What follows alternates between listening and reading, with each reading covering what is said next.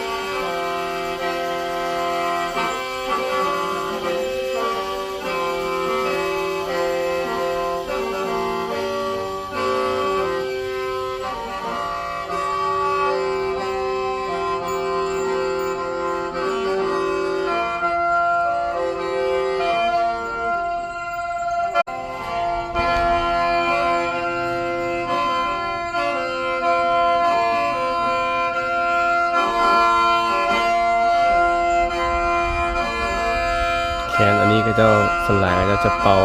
ในช่วงที่ก็เจ้ากินเกียงนะ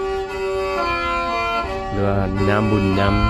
ำช่วงเทศกาลกินเกียงของชนเผ่ามง